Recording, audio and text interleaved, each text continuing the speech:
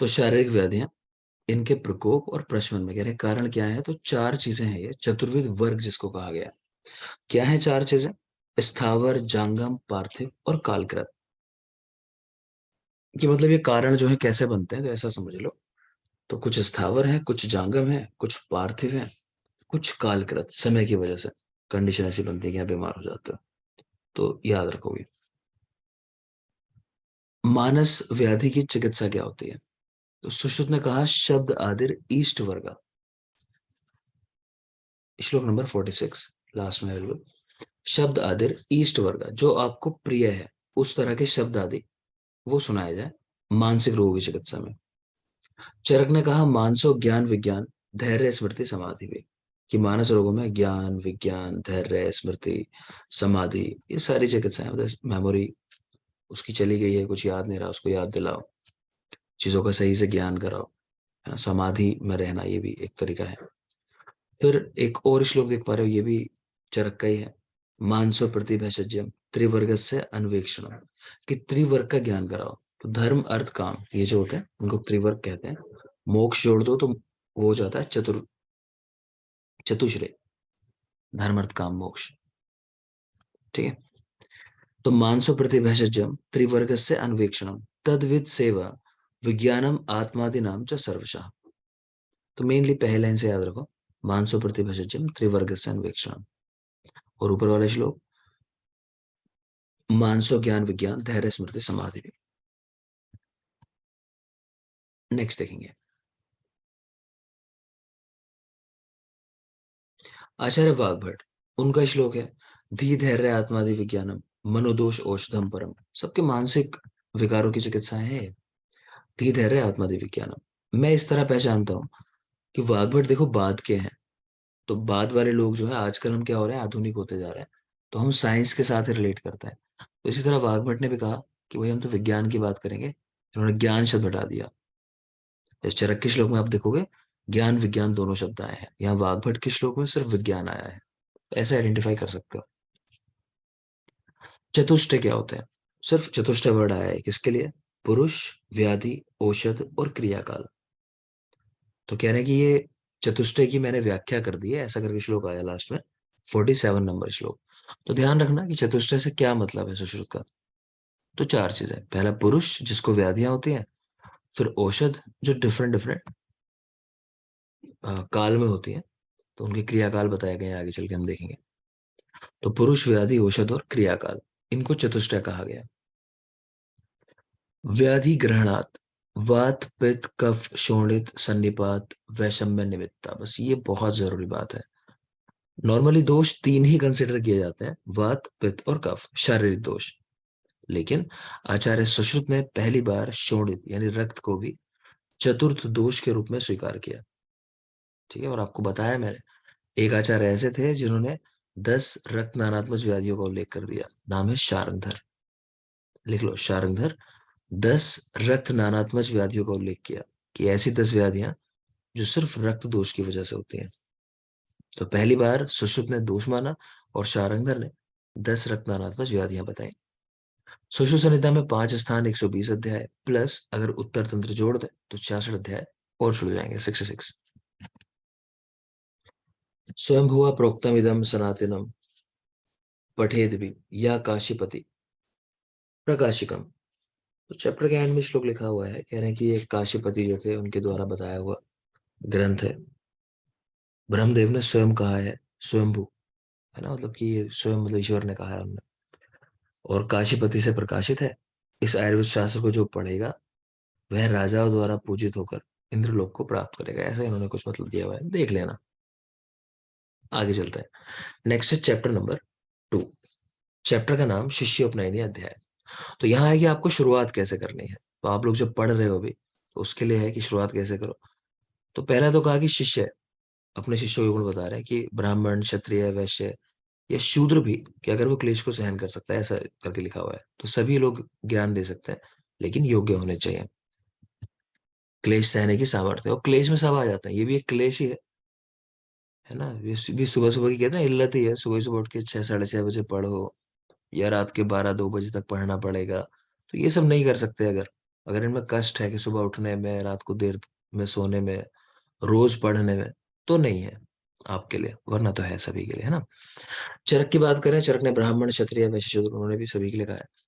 काश्यप ने कहा योग्य सभी को। सुश्रुत 4x4 की स्थंडलिका बना ले, कह रहे हैं पहले एक स्थान तैयार करो जहां बैठ के पढ़ोगे। देखो आपकी एक जगह फिक्स होनी चाहिए, आप महसूस करोगे आप एक ही जगह बैठ के पढ़ते हो ना, तो आप जल्दी से उस फ्रेम में आ जाते हो कि आपको चीजें, आप एकदम कनेक्ट हो जाते हो, आपको ऐसा नहीं लगता कि मैं बहुत टाइम बाद दोबारा पढ़ना शुरू कर रहा हूँ। तो हमेशा अपनी जगह फिक्स कर लिया करो, ये तय बात है, ऐसा होता है। आप एक ही जगह पढ़ते हो तो ज्यादा अच्छा पढ़ पाते हो। तो एक स्थान बना लिया 4x4 का। कह रहे फिर दारवी होम विधि से घृत की आहुति दी, कषाय वस्त्र पहनने हैं। कोई खास बात नहीं, बस देखते चलो। मेन शब्द आया आगे कि चिकित्सा कैसे करनी है रोगियों की। तो कह रहे हैं अपने बांधवों के समान, कि ऐसा सिखाओ उनको कि भाई जैसे आपके बंधु बांधव है, अपने रिश्तेदार, उस तरह चिकित्सा करो कि अपने बेटे के लिए आप क्या करते उस कंडीशन में। और एक आचार्य ने तो ये भी कह दिया कि जैसा, माफ करें, उन्होंने ये भी कह दिया कि आपको ये कृमि, कीट, पतंगे, चींटी, ये सब जो है, इनके साथ भी वैसे व्यवहार करना चाहिए जैसा आप चाहते हो कि दुनिया आपके साथ करे। तो किसने कहा है? वाग्भट ने, अष्टांग हृदय। उनकी काफी इस तरह की चीजें हैं कि हमेशा मध्यम मार्ग का अनुसरण करो, ये भी उनकी बात आती है। प्लस एक आता है, कम बोलो, सही समय पर बोलो, है ना। तो इस तरह के 3-4 श्लोक हैं उनके, तो काफी जरूरी है। जल ही जीवन है, ये सारे स्टेटमेंट उन्हीं के हैं। खैर, तो बांधवों के समान चिकित्सा करें। व्याध, शकुनिक, पतित, पाप कारणाम, इन लोगों की चिकित्सा करने को मना किया। ऐसे लोग जो धोखेबाज हैं, पक्षियों को फंसा के मारते हो, मतलब वो शिकारी टाइप जो लोग होते हैं, धर्म से भ्रष्ट हो, पाप करने वाले हो, उनकी चिकित्सा नहीं करनी है। कृष्ण पक्ष की अष्टमी, चतुर्दशी, अमावस्या आदि में अध्ययन ना करें, है ना। फिर आगे चल के ऐसा भी कह दिया कि स्टूडेंट लाइफ में कुछ मना नहीं है, स्टूडेंट हो तो पढ़ना है, बात खत्म। शोर कर्म, शोर कर्म होता है शेव करना, नेल कट करना, ये सारे काम जो है शोर कर्म में आते हैं। तो चरक वाग्भट ने कहा पक्ष में 3 बार ये काम करना है, यानी 15 दिन में 3 बार। तो बेसिकली 5-5 दिन का टाइम आ गया। जबकि लिख लो चाहे तो भेल चार पानी, यहाँ लिखा नहीं है, भेल चार पानी, उन्होंने 3 मास में 1 बार कहा, 3 महीने में 1 बार, भेल और चार पानी। तो और कुछ है नहीं चैप्टर नंबर 2 के अंदर। एक दो पॉइंट है मेरे पास लिखे हुए, आप लिख लो उनको। लिखेंगे, लिखो तीष्टाचार्य, तीष्टाचार्य, उन्होंने एक बुक लिखी है चिकित्सा कलिका। तीष्टाचार्य, चिकित्सा कलिका। टाइम लिखो 10th सेंचुरी। लिखेंगे ये काय चिकित्सा का ग्रंथ है, काय चिकित्सा का ग्रंथ। 400 श्लोक हैं इसके अंदर। काय चिकित्सा का ग्रंथ है, श्लोक 400। दोष, दुष्य आदि भावों का सर्वप्रथम वर्णन किया। दोष, दुष्य, इनको विस्तार समझाया होगा क्या होती हैं चीजें। तो दोष, दुष्य आदि भाव का सर्वप्रथम वर्णन किया।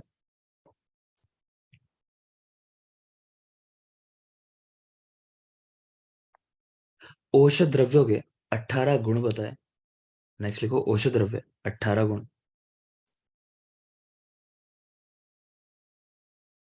व्याघ्री हरित की श्वासकाश में इन्होंने बताई, व्याघ्री हरित की श्वासकाश सबसे पहले बताने वाले यही है, कह रहे हैं व्याघ्री हरित की इन श्वासकाश।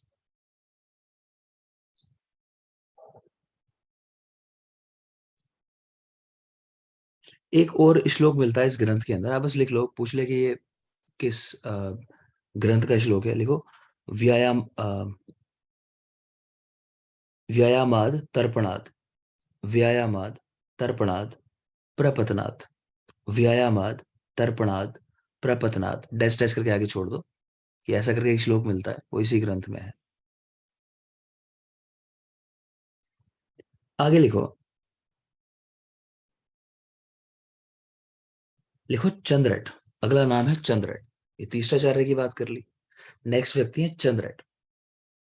सामने लिखो पिताजी का नाम इनके, पिता, तीष्टाचार्य, तो इन तीष्टाचार्य के ही बेटे थे चंद्रट। तो लिखो अपने पिता की रचना पर टीका लिखी, अपने पिता की रचना पर ही टीका लिखी, चिकित्सा कलिका पे।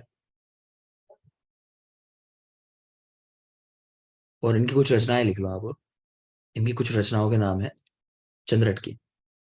तो एक है योग रत्न समुच्चय, काफी फेमस है, योग रत्न समुच्चय।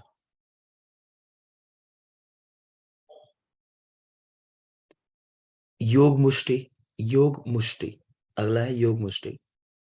अगला वैद्यक कोश, वैद्यक कोश या द्रव्यावली, इसी का नाम है वैद्यक कोश का, वैद्यक कोश या द्रव्यावली, द्रव्यावली ऐसा लिखे, द्रव्यावली।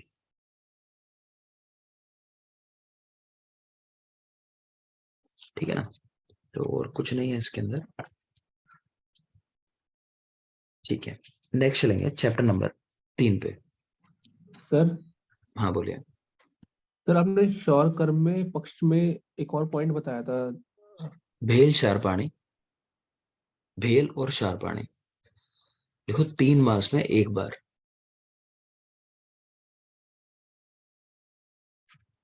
ठीक है, 3 मास में एक बार कराते हैं शौर कर्म। आगे चलते हैं, नेक्स्ट है चैप्टर नंबर 3। चैप्टर का नाम अध्ययन संप्रदानीय अध्याय। एक बात तो आप जानते हो कि सुश्रुत ने प्रतिपाद्य विषयों की सूची जो दी है वो यहाँ दी है चैप्टर नंबर 3 के अंदर, कि कहाँ कहाँ कितने अध्याय हैं मेरे, किस तरह से लिखे हुए हैं मैंने। जबकि यही बात चरक ने सूत्र 30 के अंदर बताई है।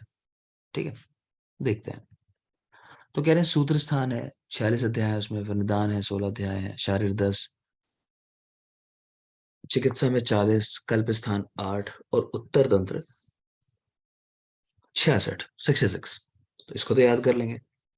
सूत्र स्थान में पहला जो अध्याय है या संहिता जो स्टार्ट होती है वो वेदोत्पत्ति अध्याय से स्टार्ट होती है, जो चैप्टर आप पढ़ के आ चुके हो अभी।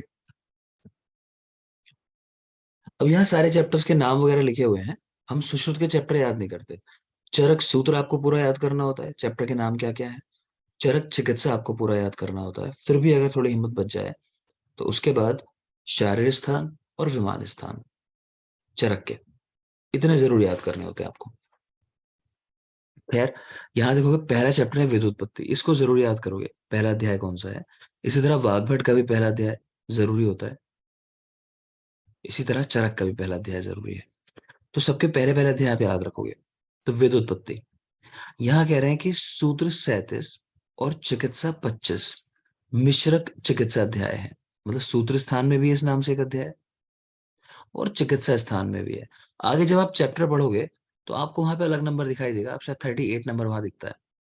ठीक है, तो वहां नंबर भले ही गड़बड़ा गए हैं बुक के अंदर, लेकिन यहाँ जो इन्होंने श्लोक में लिखा हुआ है वो ये लिखा है कि 37 नंबर चैप्टर जो है वो है मिश्रक चिकित्सा अध्याय। तो आप याद रखना इसको कि मिश्रक अध्याय सूत्र 37 है इसके हिसाब से जो श्लोक में लिखा हुआ है, और चिकित्सा में 25। सूचनात् सूत्रणात् चैव सेवनीच ऐसा करके, तो मतलब है कि जहां सूचन किया जाए, सूचन मतलब इंडिकेट करना, है ना, उसी को सूत्र स्थान कहते हैं, कि जहां हम ये इंडिकेशन दें कि हमने कहाँ क्या बताया है, सूत्र रूप में सब्जेक्ट्स को एक साथ इकट्ठा कर लें। तो ये निरुक्ति है, कोई खास नहीं है हमारे लिए। निदान स्थान, उसका पहला चैप्टर जो है वाद व्याधि है निदान स्थान का। हेतु लक्षण निर्देशान निदानानि, कह रहे हैं जहां व्याधि के हेतु लक्षण या अन्य चीजों का इनका निर्देश किया जाए उसी को निदान स्थान कहते हैं। व्याधि के हेतु और लक्षण ये सब बताए जाते हैं। खैर, आगे है शारीर स्थान। पहला अध्याय है सर्वभूत चिंता शारीर, इसको जरूर याद रखना। सर्वभूत चिंता शारीर पहला चैप्टर है शारीर का। कह रहे हैं विज्ञानार्थम शरीर से भिजाम योगी नाम विचार, कि शरीर को जानने के बाद ही आप मेडिसिन वगैरह दे सकते हो। तो ये शारीर स्थान के लिए वर्ड दिया गया। चिकित्सा स्थान पहला चैप्टर द्विवरणीय अध्याय। शुक दोष चिकित्सा 21 नंबर चैप्टर है। मुख रोग चिकित्सा 22 नंबर चैप्टर है। यही क्यों लिखे हैं यहाँ पे, देखो पहला चैप्टर तो जरूरी है जैसे मैंने कहा, देख सकते हो द्विवरणीय चिकित्सा अध्याय। शुक दोष 21 है, इसको देख लेना। चलो, मेनम मुख रोग, कारण क्या है कि जितनी भी ऊर्ध्व जत्रुगत व्याधियां हैं वो आप पढ़ोगे शालाक्य के अंदर, यानी उत्तर तंत्र के अंदर सुश्रुत में। लेकिन मुख रोग के बारे में चिकित्सा 22 में है या फिर निदान 16 में है। निदान 16 भी आप पढ़ोगे तो ये वहां पे नहीं है उत्तर तंत्र के अंदर, तो इसलिए याद रखना। आगे यही कुछ चिकित्सा के पर्याय दिए हुए हैं, प्रायश्चितम, प्रशमनम, चिकित्सा, शांति कर्म। तो सब चिकित्सा के पर्याय हैं, एक नजर डाल लेंगे। इससे भी जरूरी है चरक चिकित्सा 1 में चिकित्सा के 9 पर्याय दिए गए, इसके आगे नंबर भी लिख लो आप, 9। टोटल 9 है काउंट करोगे तो। और ये श्लोक सबकी याद होना चाहिए, क्योंकि यहाँ से सवाल आते हैं कि इनमें से कौन सा चिकित्सा का पर्याय नहीं है, ऐसा करिए। चिकित्सितम व्याधिहरम पथ्यम साधनम औषधम प्रायश्चितम प्रशमनम प्रकृति स्थापनम हितम। तो ये 9 पर्याय हैं टोटल, देख लेंगे इनको, ये रटा हुआ होना चाहिए कल सभी की। कल्प स्थान कह रहे हैं अन्न पान रक्षा कल्प, यहां से शुरू होता है, तो पहला अध्याय है। कह रहे हैं यहाँ तो कल्प स्थान में है, वाग्भट में इसी नाम से अध्याय आया है सूत्र स्थान में। एक चैप्टर है यहाँ, चैप्टर नंबर 6, दुंदुभि स्वयं कल्प अध्याय। इस चैप्टर में क्या बताया गया कि जो भी विषनाशक अगध हैं, आप उनका लेप लगाओ वाद्य यंत्रों के ऊपर, है ना, ढोल नगाड़े इनके ऊपर, मतलब उसका लेप लगा दो और फिर उनका साउंड क्रिएट करो। तो उस साउंड की वजह से जो भी विषैले जीव जंतु हैं वो राज्य की सीमाओं को छोड़कर चले जाएंगे, उनको जहां तक आवाज सुनाई देगी उससे दूर निकल जाएंगे। तो ये वो वाला कॉन्सेप्ट है, अभी कोविड टाइम में जो घंटियां बजवाई गई थी, थालियां बजवाई गई थी, तो लोगों ने ऐसा रिलेट किया उसको यहाँ से बाद में। तो दुंदुभि स्वयं कल्पत्य है, तो चैप्टर नंबर 6 है कल्प स्थान का। नेक्स्ट है मूषक कल्प, चैप्टर 7 है। कीट कल्प चैप्टर 8 है, कोई खास नहीं। जिनको मैं कहूँ याद करना है उन्हीं पे ध्यान रखना, कुछ चीजें एक्स्ट्रा लिखी होंगी हर जगह, उनको फोकस नहीं करना आपको। उत्तर तंत्र की बात करें तो कह रहे हैं उपद्रवों का वर्णन होने से प्रथम अध्याय को औपद्रविक अध्याय भी कहा जाता है। उत्तर तंत्र का पहला जो चैप्टर है कह रहे हैं उसको औपद्रविक अध्याय कहते हैं। क्यों? क्योंकि उपद्रवों का वर्णन है। ठीक है, उत्तर तंत्र का क्या मतलब है अपने आप में, इस पे भी सवाल पूछ लेते हैं। तो उत्तर का मतलब होता है जो सबसे लास्ट में जिसको पढ़ा जाए, मतलब लास्ट, वो है उत्तर तंत्र। या फिर उत्तर का मतलब दूसरा लिखा जो श्रेष्ठ है, तो आप दोनों लिख सकते हो, श्रेष्ठ या जो अंत में पढ़ा जाए। और यही आपको मैंने बताया है कल, ईशा ईशा रावत, बेटा चरक संहिता में उत्तर तंत्र की अवधारणा किस आचार्य के द्वारा दी गई?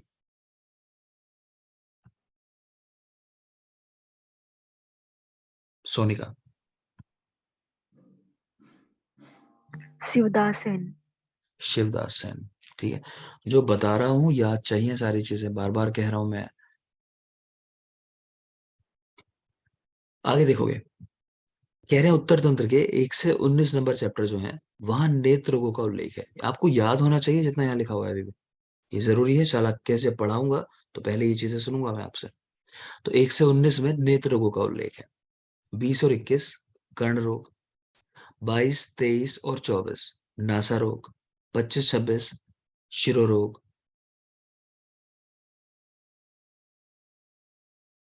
ये बीच में एक डाल दिया चैप्टर कि उत्तर तंत्र 8 जो है वो चिकित्सा पर विभागीय अध्याय है। इसको याद कर लेना अलग से आप, अलग से पॉइंट लिखा हुआ है। क्यों लिखा है ये? कि देखो चिकित्सा शब्द देखते ही आपको ऐसा लग सकता है कि चिकित्सा स्थान का शायद चैप्टर होगा ये, तो वहां का नहीं है। चैप्टर का नाम है चिकित्सा पर विभागीय अध्याय। है कहाँ का? उत्तर तंत्र 8, मतलब उत्तर तंत्र में ये है चैप्टर, ये ध्यान रखोगे। तो खैर 1 से 19 नेत्र रोग, 20, 21 कर्ण रोग, 22, 23, 24 नासा रोग, 25, 26 शिरो रोग, 27 से 38 कोमार भृत्य पीड़िया का उल्लेख है, 27 to 38, और 39 to 59 काय चिकित्सा। बिल्कुल याद रखना है सब।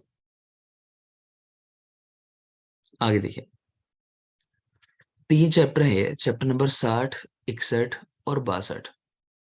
60 का नाम है अमानुष उपसर्ग प्रतिषेधी अध्याय, 61 है अपस्मार प्रतिषेध्य, और 62 है उन्माद प्रतिषेधी अध्याय। इनको भूत विद्या के अध्याय भी कहा जाता है। भूत विद्या के 3 अध्याय हैं, 60, 61 और 62। अमानुष, उपसर्ग, अपस्मार और उन्माद। ध्यान रखना, अपस्मार चैप्टर पहले आया है और उन्माद बाद में आया है, क्योंकि जनरली जब हम बोलते हैं तरीका हमारा यही होता है, उन्माद अपस्मार, क्योंकि चरक में इस तरह से लिखे हुए हैं, पहले उन्माद है फिर अपस्मार है। लेकिन यहाँ पहले अपस्मार है, तो कंफ्यूज मत हो जाना, पूछ लेता है कि चैप्टर 61 कौन सा है यहाँ पे। तो अपस्मार और 62 है उन्माद।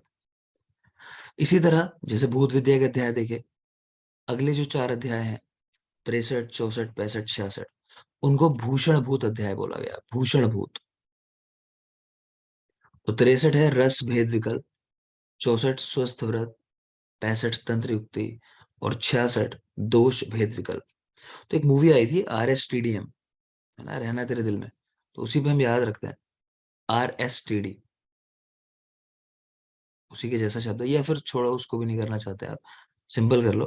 पहले फोन कॉल लगाते थे ना, STD कॉल लगती थी, बाहर करते थे कहीं, तो साथ में आर और है। आजकल रोमिंग का साइन आ जाता है, जब कहीं बाहर जाते हैं तो आर का साइन आने लगता है ना, रोमिंग में चले जाते हो, तो मतलब रोमिंग जो है STD की जगह पे स्टैंड करता है, ऐसा याद कर लो, RSTD। आर यानी रसभेद विकल्प, S से स्वस्थ व्रत अगर भूल जाओ, T से तंत्र युक्ति, और D से दोष भेद विकल्प। तो इनको बोलते हैं भूषण भूत अध्याय।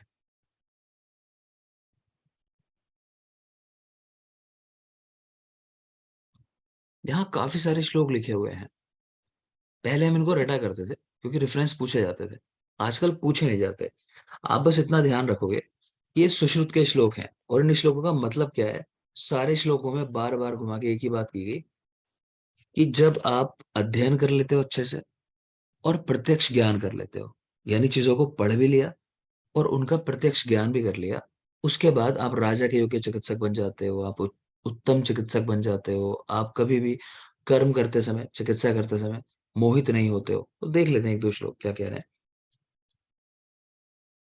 तो कह रहे हैं अध्ययन और प्रत्यक्ष कर्म कृत ही राजा रहो भीषक, कि जिसने अध्ययन किया हो और प्रत्यक्ष कर्म किए हो, वो ही राजा के योग्य चिकित्सक है। यस्तु केवल शास्त्रज्ञ, जिसने सिर्फ शास्त्रों को पढ़ा हो, कर्म स्वयं परिनिष्ठिता, लेकिन कर्म ना किए हो कभी, स मोहात्य आतुरम प्राप्य, कि जब वो आतुर को प्राप्त करता है तो मोहित हो जाता है। ठीक है। फिर आगे कह रहे हैं औषधि अमृत कल्पास्तु शस्त्र शनि विशोपमा, कि औषधियां जो होती हैं अमृत के समान प्रभाव करने वाली होती हैं, लेकिन अगर ठीक से नहीं इस्तेमाल किया तो शस्त्र के समान, शनि के समान, विष के समान नुकसान भी पहुंचा सकते हैं। तो इसीलिए भवंत्य अज्ञ रूप, अगर आप जानते नहीं हो अज्ञ, तो ऐसी मेडिसिन को क्या करना है, विवर्जित, यूज नहीं करना है। फिर वही बात कह यथा विषम यथा शास्त्रम यथा शनि अग्निर्यथा, औषधम अविज्ञातम और विज्ञातम अमृतम यथा, कि जानते हो मेडिसिन को तो वो अमृत के समान है। तो सेम बात चरक ने भी कही है। ठीक है। अगला है योगादपि विषम तीक्ष्णम उत्तम भेषम भवेत, अगर ठीक से इस्तेमाल करोगे तो विष को भी आप अच्छी मेडिसिन की तरह इस्तेमाल करा सकते हो। ये भी चरक का ही श्लोक है,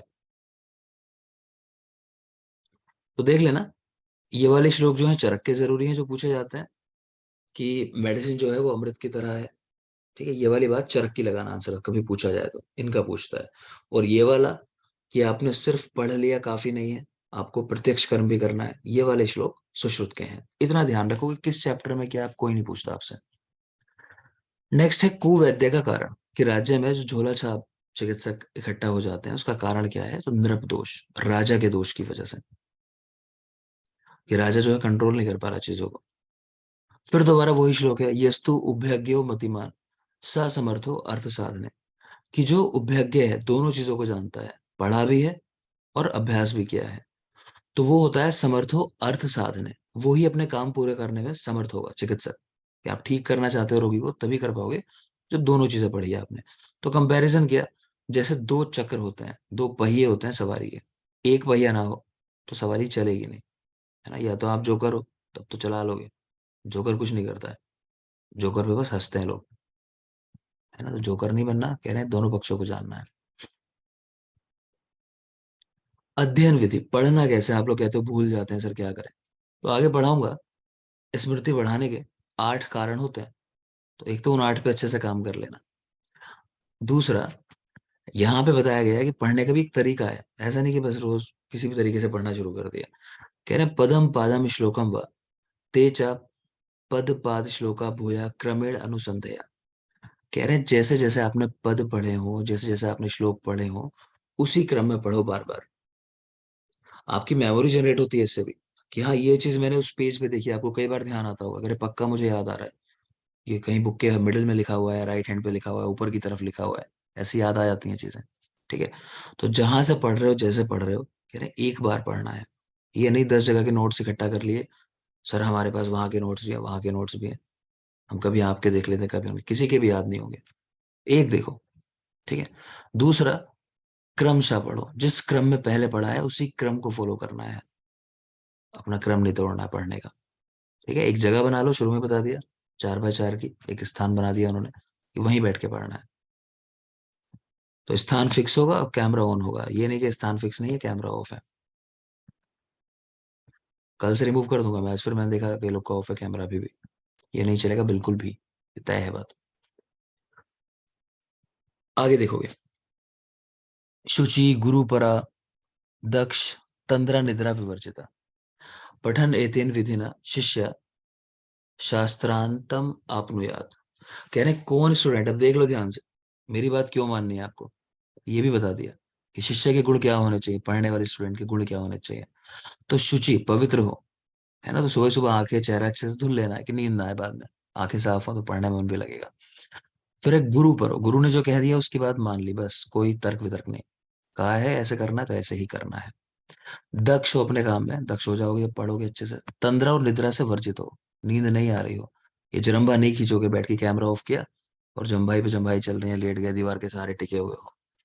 5 महीने का बालक अपने आप से बैठने में समर्थ हो जाता है, मतलब मोमेंटली। 8 महीने का तो बिल्कुल बैठ लेता है ना, आप उससे बड़े हो, तो ये दीवारों का सहारा नहीं लोगे बैठने के लिए। तो तंद्रा निद्रा विवर्जिता, इस तरह से आपको पढ़ना है। लास्ट कह रहे हैं वाक सौष्ठवे अर्थ विज्ञान है, प्रागल्भ्य कर्म नैपुण्य तद अभ्यासे चा सिद्धो तयतेत अध्ययन अंत का। कि जो भी स्टूडेंट चाहता है मुझे अध्ययन के अंत में जाना है, पूरा अच्छे से पढ़ना है, उसको क्या करना चाहिए, वाक सौष्ठव अर्थ विज्ञान, इनमें हमेशा लगे रहना चाहिए।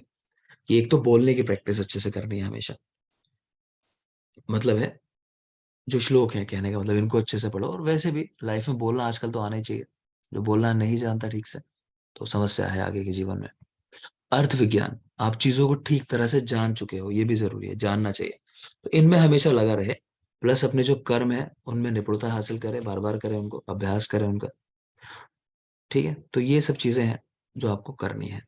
तो ये कंप्लीट हुआ चैप्टर नंबर 3। एक छोटा सा ब्रेक फिर लेंगे, चैप्टर नंबर 4 शुरू करते हैं। Thank you. और बेटा अब तक मैंने बेस बनाया है, अगर कोई नया स्टूडेंट है तो उसको समझ आया होगा पढ़ाने का तरीका क्या है। थोड़ा सा इससे तेज पढ़ेंगे, ये बहुत हल्की स्पीड है अभी, सिर्फ कि आप समझ सको, थोड़ा स्लो है, तो चैप्टर नंबर 4 5 से हल्की सी स्पीड में बढ़ा दूंगा। ठीक है, थैंक यू। 5 मिनट्स वापस आएंगे, कंटिन्यू करते हैं।